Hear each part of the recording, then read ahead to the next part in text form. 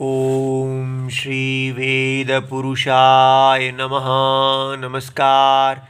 Class number 375 Shrimad Bhagavad Gita जी शंकराचार्य जी के भाष्य के अनुसार आरंभ किया जाता है। ओम श्री सीता रामचंद्राभ्यां नमः। नमो गुरुभ्यः। ओम अथ काल देवता श्री संवत् 2081 पौष शुक्ल पक्षः पौषी पूर्णिमा सोमवारः आर्द्रा नक्षत्रं दक्षिणायनं हेमंत ऋतुः। ओम तत्सत् श्री शंकराचार्याय गुरवे नमः। इष्टान् भोगान् हि वो देवा दास्यन्ते यज्ञभाविताः तैर्दत्तानप्रदायैभ्यो यो भुङ्क्तेस्तेन एव सः। अध्याय नंबर 3 और श्लोक नंबर 12। और ये पुस्तक है Gita Press Gorakhpur, book number 10, Shankaracharya ji के भाष्य वाली पुस्तक। अच्छा जी, तो हम कहाँ पहुँच गए हैं? यज्ञ। भगवान हमें बता रहे हैं कि वो कौन है। तो वो बता रहे हैं यज्ञो वै विष्णु। जो यज्ञ है वो भगवान विष्णु है। इसलिए हमको भगवान का रूप अगर समझना है कि भगवान कौन है, तो हमें समझना है कि ये सारा पूरा जगत भगवान नारायण अपने यज्ञमय वपु के साथ खड़े हैं। उनका पूरा ये शरीर एक यज्ञ है। और भगवान अब हमें बता रहे हैं कि ये शरीर जो भगवान का यज्ञमय शरीर है, उनकी सृष्टि और प्रजा की सृष्टि, सारे जीव, जब सृष्टि का आदि काल होता है, आदि काल जब भी कहा जाएगा तो आपको समझना है कि बीज अंकुर भाव रूप ये सृष्टि है। कोई पहला नंबर बीज नहीं होता। बीज अंकुरित होता है, अंकुरित, और फिर वो पुनः बीज बन जाता है, फिर बीज अंकुर। इस प्रकार ये सृष्टि अनादि है। अनादि माने जिसका कोई आदि नहीं है, और अनंत है, इसका कोई अंत नहीं है। इसलिए ये कहना कि इस जगत का पहला जो बीज है वो कहाँ से आया, ठीक है, तो हम कहेंगे वो उसके पिछली सृष्टि जब अव्यक्त हुई तो बीज रूप में चली गई, और फिर इस प्रकार पहली लहर कहाँ से आई? वो पहले बीज रूप में थी, और वो बीज कहाँ से आया? उससे पहले वो व्यक्त रूप में थी। व्यक्त अव्यक्त, व्यक्त अव्यक्त। लेकिन फिर भी ये कहाँ से आरंभ हुआ है, ये प्रश्न आता है सब। तो कहा जा रहा है, बहुत इंपॉर्टेंट, कि ये जो बीज, व्यक्त माने अंकुर, अव्यक्त बीज, बीज अंकुर। जैसे लोग प्रश्न पूछते हैं, मुर्गी पहले आई या अंडा पहले आया? ठीक है, अंडा क्या है? बीज। मुर्गी क्या है? अंकुर। ठीक है, व्यक्त। बीज, अंडा क्या है? अव्यक्त।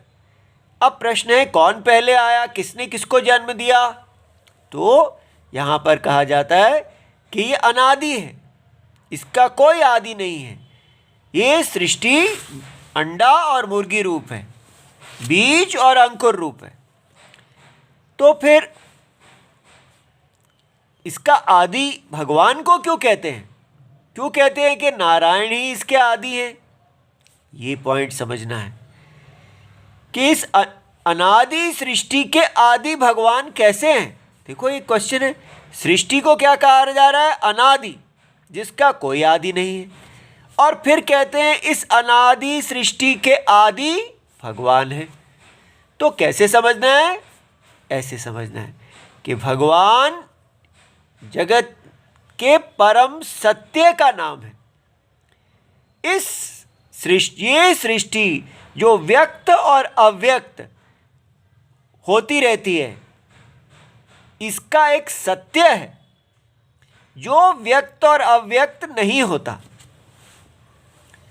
ठीक है, वो सत्य का अज्ञान, ठीक है, क्रम से पकड़िए इसको। सत्य का अज्ञान के कारण सत्य में एक प्रतीति दिख रही है।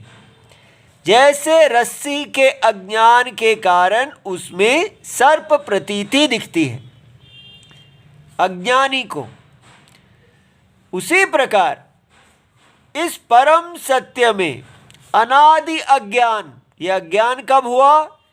यह अनादि है, ये भी बिगिनिंगलेस है। अनादि अज्ञान के कारण इस परम सत्य में एक प्रतीति दिखती है। प्रतीति माने परसेप्शन, मिस्टेक दिखती है, और वो मिस्टेक के अंदर है बीज अंकुर भाव। अब समझ में आया कि भगवान से ये बीज अंकुर भाव उत्पन्न होता है और भगवान में ही रहता है और भगवान में ही चला जाता है। ठीक है, तो ये सृष्टि जो बीजांकुर रूप है उसके साक्षी जगत की आत्मा परम सत्य है। ठीक है, और ये बात हम चेक कर सकते हैं, क्योंकि ये कोई अगर परम सत्य हैं तो अब भी साक्षी वही होने चाहिए। परम सत्य अपनी जो मिस्टेक को धारण किए हुए हैं उसके नित्य साक्षी रहते हैं और उससे असंग रहते हैं और उससे उनको कोई लेप, कोई स्पर्श नहीं होता।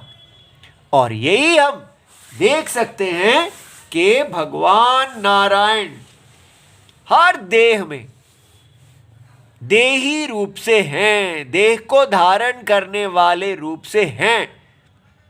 और ये हम अपने अनुभव में देख सकते हैं कि जब हम पहले अपनी देह को देखते हैं तो हमारी देह भी बिल्कुल ऐसी है जैसे समष्टि देह है।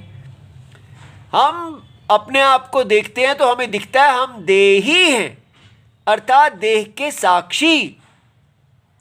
और ये जो देह हमने पहनी हुई है इसका ये विकारी है, लेकिन साक्षी निर्विकारी है।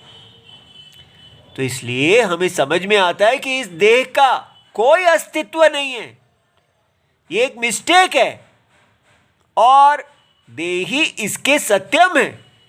लेकिन अज्ञान में देही ऐसा समझ रहे हैं कि मैं देह हूं। इस प्रकार ये एक बहुत बड़ा ज्ञान है कि हमको बताया जा रहा है हो क्या रहा है। हमारी पूरी की पूरी परिभाषा, पूरी डेफिनेशन ही बदल दी। हम सोच रहे थे कि हम ये देह हैं और वहां से उठा के कहा नहीं ये तो मिस्टेक है। आपने एक गलत परसेप्शन, एक अज्ञान में से निकली हुई प्रतीति को ही सत्य समझ लिया है। आप असत्य को ही जी रहे हैं और ये असत्य बीजांकुर भाव रूप है।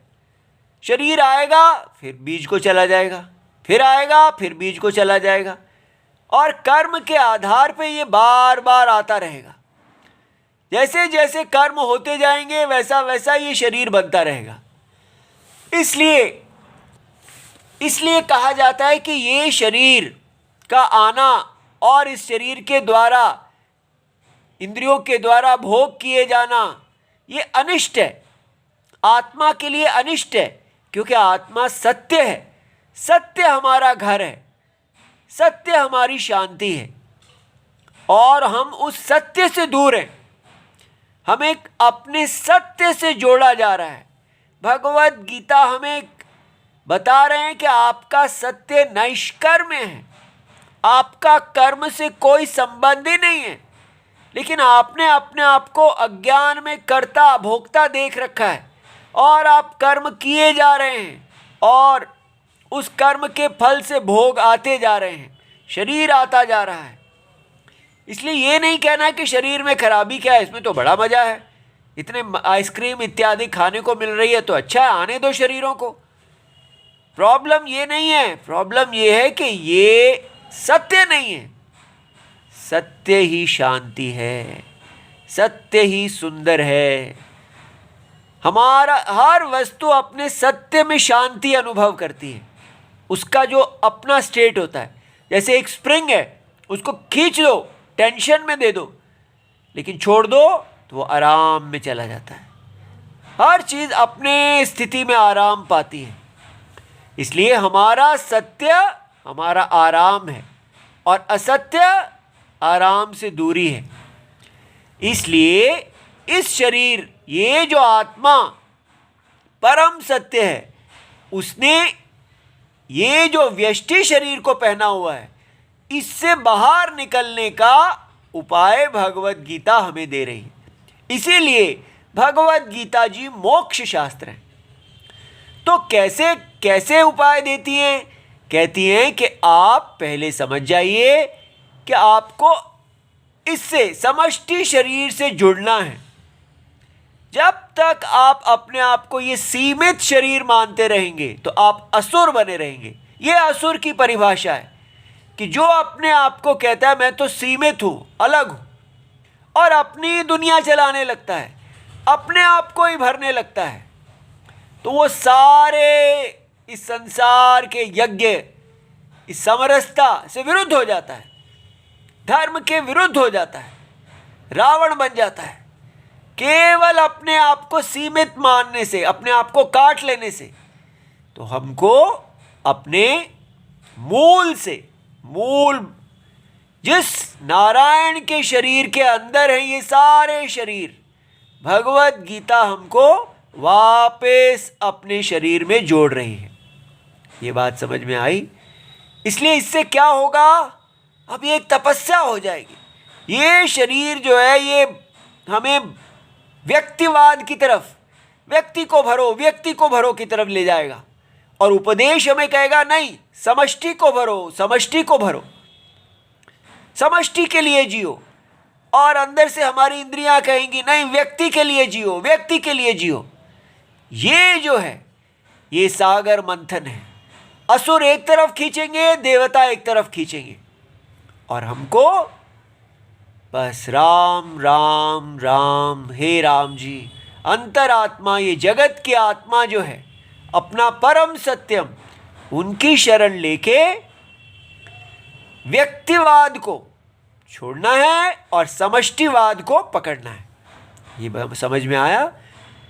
यहां पर जो यज्ञ बताया जा रहा है,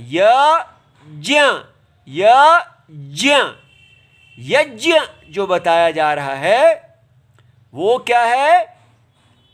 ये समष्टि, विश्व रूप। भगवान बता रहे हैं कि जब जैसे ही ये शरीर बनते हैं तो समष्टि यज्ञ भी बनता है, और इस यज्ञ में स्थूल शरीर है। जो स्थूल शरीर अभिमानी होता है, हम सब कौन है? स्थूल शरीर अभिमानी। स्थूल शरीर में अभिमान है हमारा, हमारी अहम बुद्धि स्थूल शरीर में है। लेकिन देवता जो होते हैं उनकी अहम बुद्धि सूक्ष्म शरीर में है। ये बात समझ में आ गई? इसलिए इसी के स्थूल शरीर को धारण करने वाला सूक्ष्म शरीर है। सूक्ष्म शरीर क्या है? वो करण शरीर है। करण, करण माने जानने वाला, और स्थूल शरीर है जाना गया। तो जो जानने वाला शरीर है उसमें इंद्रियां हैं, मन है, बुद्धि है, अहंकार है, चित्त है, ये सारा इसको व्याप्त है। अब आप देखिए, जो अंदर का यहां पर अनंत प्रजाएं हैं, उन सबको धारण करने वाले जो हमारी इंद्रियां हैं, ठीक है, और उन इंद्रियों के राजा इंद्र हैं। ये राजा माने देवता। तो सारे जगत में एक ही इंद्र है और वो हर जीव में विभाजित दिख रहे हैं। अरे हमको लग रहा है ये तो मेरी इंद्रिय है, इसको लग रहा है अलग को ये मेरी है, ये मेरी है, ये मेरी है। ये बिल्कुल ऐसे ही है जैसे शरीर कह रहा है ये मेरा शरीर है, ये मेरा शरीर है, ये मेरा है। लेकिन नारायण के शरीर के अंदर सबका शरीर का प्रविलापन। ठीक है, इसी प्रकार एक जो असीमित इंद्रियां हैं और उनमें हमारी सीमित इंद्रियों का प्रविलापन, लय। इसी प्रकार असीमित मन जो संकल्प विकल्प करता है, ये करूं वो करूं, ये है वो है। इसी प्रकार असीमित बुद्धि जो निश्चय करती है, ये है, हाँ ये इसका ये स्वरूप है, निश्चय करना, निश्चयात्मिका बुद्धि, तो उसके देवता है। और वो सारा अंतःकरण जो है उसको धारण करने वाले ब्रह्मा जी। तो सूक्ष्म शरीर के जो अभिमानी हैं वो देवता कहलाते हैं। तो हमको समझ में आ गया कि देवता ऐसे ही कोई कल्पना नहीं है, ये शरीर है। स्थूल शरीर हमें समझ में आता है, सूक्ष्म शरीर हमें समझ में आता है। तो सूक्ष्म शरीर, साइंस को किसी सूक्ष्म शरीर का पता नहीं है। हम कैसे जानते हैं सूक्ष्म शरीर को? अनुमान से, क्योंकि सूक्ष्म शरीर इंद्रियों के द्वारा नहीं देखा जाता, इंद्रियां तो बाहर देखती हैं, फिर जानते कैसे हैं? ना ही क्योंकि हम देखते हैं कि जब हमारी आंखें खराब हो जाती हैं तो कौन बताता है कि आंखें ठीक नहीं हैं? तो हमारी अंदर इंद्रियां बताती हैं कि आई बॉल्स खराब हो गई। जैसे चश्मा में धूल पड़ जाए तो हम आंखों से देख के बता देते हैं, लेकिन अगर आंखें खराब हो जाए, आई बॉल खराब हो जाए, तो अंदर की इंद्री बताती है। डॉक्टर जब ठीक चश्मा आगे लगाते हैं, नंबर ठीक लगाते हैं, तो हम कहते हैं हाँ अब मैं ठीक तरह देख सकता हूँ। कौन बता रहा है? इंद्री बता रही है। ठीक है, तो जो इंद्रियां हैं वो सूक्ष्म है। आई बॉल्स खराब हो जाते हैं लेकिन इंद्रियां खराब नहीं होती, वो शुद्ध रहती हैं। अगर आई बॉल को ठीक कर दिया जाए तो हम देखने लगते हैं, आई बॉल अगर खराब हो जाए तो हम ठीक प्रकार से नहीं देख पाते, लेकिन तब भी इंद्रियां बताती हैं कि आप ठीक प्रकार से नहीं देख पा रहे। इस प्रकार इंद्रियां हैं। तो ये जो सूक्ष्म शरीर अभिमानी आत्मा है, सो एक ही आत्मा है। सारे शरीर में एक ही आत्मा है। एक ही आत्मा स्थूल शरीर में अनंत प्रजा बन गई। उसमें सब चिड़िया, बिल्ली, चूहा, शेर, सांप आदि जितने जीव हैं, पेड़ पौधे, सब स्थूल शरीर अभिमानी अनंत है, लेकिन आत्मा एक है। लेकिन अज्ञान में लग रहा है अनेक आत्माएं हैं। इसी प्रकार सूक्ष्म शरीर अभिमानी देवता है, वो भी एक ही है, लेकिन सबको लग रहा है मेरी मेरी इंद्रियां अलग हैं। तो जब हम अपनी सारी इंद्रियों को एक उनके देवता के साथ प्रविलापन करेंगे तो आत्मा उन देवताओं में भी वही है। जो स्थूल शरीर में है वही सूक्ष्म शरीर में है, और वही उसके पीछे कारण शरीर। कारण शरीर है बीज शरीर, सुषुप्ति। इस प्रकार सुषुप्ति, स्वप्न और जागृत, इन तीनों को हम जानते हैं, तीन अनुभव हैं। और यहीं बैठे बैठे अपने विचार से ही हम स्थूल से सूक्ष्म, सूक्ष्म से कारण को समझ सकते हैं कि ये स्थूल शरीर सूक्ष्म के द्वारा व्याप्त है और सूक्ष्म शरीर कारण शरीर के द्वारा व्याप्त है। इस प्रकार ये तीन शरीरों को धारण करने वाला आत्मा परम सत्य है। ये तीन शरीर जो हैं ये आते और जाते रहते हैं, ये विकारी हैं, लेकिन इनको धारण करने वाला परम सत्य निर्विकारी है। ये तीन शरीर जो हैं ये यज्ञ रूप है। इसमें परमात्मा ईश्वर का रूप धारण करते हैं। सारे जगत की शक्ति बीज उनके अंदर है, अज्ञान से उत्पन्न, और उससे देवता उत्पन्न होते हैं, सूक्ष्म शरीर, और उससे स्थूल शरीर उत्पन्न होता है। अब देवता जो है वो सूक्ष्म शरीर वाले अभिमानी स्थूल शरीर के ऊपर अनुग्रह करते हैं। और उसका कारण क्या है, कैसे करते हैं? इष्टान भोगान, जो ही भगवान, इसको एक बार फिर से पढ़ते हैं, इष्टान अभिप्रेतान भोगान ही वह युष्मभ्यम देवा दास्यन्ते। तो जो इष्ट, आपको जो इष्ट है, तो हमें क्या इष्ट है? याद रहे, हमारा इष्ट वो नहीं है कि जो हम लाइक एंड डिसलाइक करते हैं, जो हमें राग और द्वेष है, जो हमें प्रिय है। हमारा इष्ट है हमारी प्रगति। ठीक है, हमारे लिए इष्ट है कि हम उच्च गति को प्राप्त करें और मोक्ष को प्राप्त करें। ये हमारा अभ्युदय है। तो देवता हमको इष्ट की तरफ जाने के लिए, उच्च गति को प्राप्त करने के लिए हमको भोग देते हैं, उच्च भोग देते हैं। किस आधार पे देते हैं वो देखिए, यहां पर उन्होंने बताया, अभिप्रेतान भोगान ही वहा हमको देवाहा दास्यन्ते, देंगे। वो भोग क्या है? स्त्री पुत्र पशु पुत्र इत्यादि। तो हम कहते हैं हमको तो कार चाहिए। कार जो है आपकी यज्ञ साधन नहीं है। ठीक है, यहां पर यज्ञ के साधन की बात हो रही है। यज्ञ साधन स्त्री, गाय इत्यादि, पुत्र, ये सब है। तो मंत्र इत्यादि सब। तो ये जो पूरा यज्ञ है, इसको वर्धन करने के लिए जो साधन है वो देवता देते हैं आपको। और यज्ञ भाविता यज्ञ ही वर्धिता पोषिता, क्योंकि इन साधनों के द्वारा आपने उनको वर्धन किया है। तो वो आपको साधन देते हैं, उन साधनों से आप उनका वर्धन करते हैं। और तब कहा, तैर्देवैहि दत्तान भोगान, वो जो यज्ञ साधन है उसको आप यज्ञ में ही लगाएंगे।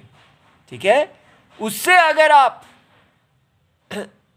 उनका अप्रदाय अदत्वा यज्ञ में नहीं लगाते हैं तो अनृण्यम अकृत्वा।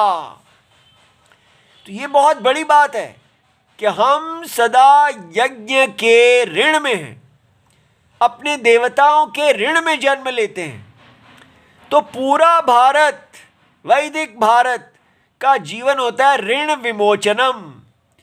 जिस ऋण में हमने जन्म लिया है उस ऋण को वापस देना, ये कितनी बड़ी बात है इस भूमि की, कि हर बच्चा देखता है कि मैं अपने वंश परंपरा में उत्पन्न हुआ हूँ, मेरे देवताओं, ऋषियों, पितरों और ब्राह्मणों और सब सारी सृष्टि, भूत, इन सब के प्रति ऋण है। और वो अपने राग द्वेष को छोड़ के इन सब ऋणों को उन्ऋण होने के लिए लग जाता है और अपने पुत्र को वो ये सारी जिम्मेदारी, ये सारा दायित्व देके शरीर छोड़ देता है। पुत्र भी वही होता है जो स्वयं पिता अपने आपको माता अपनी पत्नी में दोबारा जन्म ले लेते हैं। इसलिए हम कहते हैं कि ये पुत्र उससे अलग नहीं है। जैसे पौधा अपने आप को बीज रूप में बना के पुनर्जीवित कर लेता है, इसीलिए पत्नी को जननी कहते हैं। अर्थात पत्नी अपने ही पति की जननी माता होती है, क्योंकि वो अपने पति को पुत्र रूप में दोबारा उत्पन्न कर देती है, प्रजा रूप में। इसलिए यहां पर जो पिता पुत्र परंपरा है उसको बुरा नहीं कहना चाहिए। ये क्या है? ये यज्ञ को धारण करने की तपस्या है, ये एक कंटिन्यूटी है, ये एक धुरंधरा, धुरा को धारण करना। जो पितरों ने यज्ञ को संभाला है वही यज्ञ आगे भी संभाला जाता है। कितनी बड़ी तपस्या है, लेकिन हमको ये दिमाग में डाल दिया गया है कि ये बुरी बात है। अब हम क्या कर रहे हैं, सब छोड़ के बाजारों में घुस धक्के खा रहे हैं। इसलिए हमको ये यज्ञ से परिचय हुआ है तो क्या करना है, हमें देखना है कि हमें ऋण अदत्वा की श्रेणी में नहीं आना है। हमें जो कुछ भी मिल रहा है हम अपने देवताओं को वर्धन करें। तो जो इस प्रकार उनको नहीं देते हैं, यह भुंक्ते स्वदेह इंद्रियाणि एव तर्पयन्ति। ये क्यों हम अपने देवताओं का तर्पण नहीं करते हैं? क्योंकि हम अपनी इंद्रियों की तर्पण में लग जाते हैं। ये है सबसे बड़ा नाश। मनुष्य का विनाश कैसे होता है कि वो अपनी देह के तर्पण में लग जाता है। ठीक है, देह का तर्पण क्या है? ये है देह का तर्पण। इसके तर्पण में लग जाता है, वो भूल जाता है कि वो तो ये वाली देह है। ठीक है, हर शरीर का अंग अपना तर्पण ना करे। जैसे भोजन कराया जाए तो इंद्री जिह्वा अपना तर्पण ना करे, इस देह स्वामी का तर्पण करे, अपनी इच्छा को छोड़ दे। इसलिए भोजन इस देह स्वामी के लिए खाना है। तो हमको अपनी सारी इंद्रियों को, व्यक्तिगत अभिलाषाओं को छोड़ के समष्टिगत अभिलाषा में प्रविलापन करना है। इसलिए ये कंज्यूमरिज्म, स्व देह इंद्रियाणि एव तर्पयन्ति, ये सबसे बड़ा पाप है। हम सोचते हैं कि भाई अपनी कमाते हैं, अपना खाते हैं, तो इसमें पाप क्या है? जो कुछ मैंने अपना कमाया उससे अपना मजे से लुटा दिया। किसी का चोरी थोड़ी किया, चोरी किया है आपने। जो कुछ भी आपने कमाया है वो सब देवताओं ने आपको दिया और वो देवताओं के यज्ञ का साधन था। ये कितनी बड़ी बात है, आपकी कोई अपनी कमाई नहीं है। जैसे गाय कहे कि भाई मैं दूध देती हूँ, मेरा दूध है, वो आपका दूध नहीं है, वो गोपाल का दूध है। अगर आप उसकी चोरी करते हैं, केवल खा लेते हैं और दूध नहीं देते तो आप चोर हैं। एक यज्ञ के अंदर हैं आप। इसलिए अपनी इंद्रियों को तर्पण करना हमारा अधिकार नहीं है। हमें जगत की आत्मा की इंद्रियों को तर्पण करना है। इसलिए अपने मुंह में जब डालें तो कहें रामाय स्वाहा, भगवान राम को अर्पण करें। स्नान जब हम करते हैं तो राम जी का स्नान होता है। तिलक लगाते हैं तो राम जी को तिलक लगाते हैं। वस्त्र पहनते हैं तो राम जी को वस्त्रम समर्पयामि, सब राम जी पहनते हैं, हम वहाँ नहीं हैं। यज्ञ करने वाला केवल अपने देवता को ही जानता है। यहाँ केवल देवता ही हैं। ठीक है, जो कुछ आ रहा है वो सब देवताओं के लिए है। इस प्रकार अपनी कहानी बंद, देवताओं की कहानी शुरू। वो देवता कौन है? परमात्मा ही है। इसलिए सदा देखिए, सूर्य चंद्र इत्यादि सब हमारे जो देवता हैं वो हम पर अनुग्रह कर रहे हैं, तो उनका हम तर्पण करते हैं। इस प्रकार देवताओं का तर्पण करना, अपना तर्पण नहीं करना।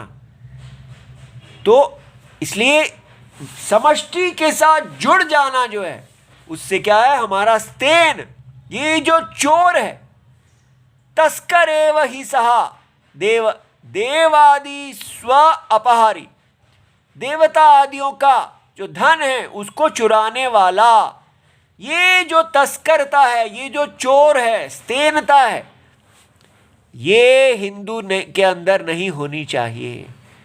इसलिए अगर हम अपना ब्राह्मण क्षत्रिय इत्यादि कर्म ना भी कर पाएं, उससे इतने कट गए हैं, तो भी जैसे ही हम समष्टि से जुड़ते हैं, बस नारायण नारायण हरे राम, हे राम जी, मेरे अंदर ये चोर ना रहे, ऐसी कृपा कीजिए कि मैं जो कुछ करूं जगत आत्मा के लिए करूं। इसलिए आप जहां भी नौकरी इत्यादि कर रहे हैं, समझिए कि आप वास्तव में यज्ञ की नौकरी कर रहे हैं। राम जी का खाते हैं हम, किसी मालिक का मत खाइए, और जो राम जी कहें वैसे ही जीजिए। ठीक है? सत्य का आप वहां नहीं हैं, हम सब राम और सीता हैं। जैसे राम जी सीता जी आजकल हमें लगता है वो इम्प्रैक्टिकल हैं, ऐसा जिया ही नहीं जा सकता, उनके आइडियल्स प्रैक्टिस ही नहीं किए जा सकते। वो इसीलिए हैं क्योंकि हम अपनी इंद्रियों के परायण हुए हैं। अगर हम यज्ञ में अपना स्थान ले लेंगे और राम जी ही बन के जिएंगे, ये सारी प्रजा सीताराम है, तो उन्हीं आदर्शों के लिए जिएंगे और उन्हीं आदर्शों के लिए प्राण देंगे। नीति शास्त्र इत्यादि जानेंगे, शत्रु को कैसे जीतना है जानेंगे, बुद्धू नहीं बनेंगे, लेकिन सदा धर्मपरायण बनेंगे। ये यज्ञ हमको धर्मपरायण बनाता है। ठीक है? ओम नमो भगवते वासुदेवाय। प्रणाम।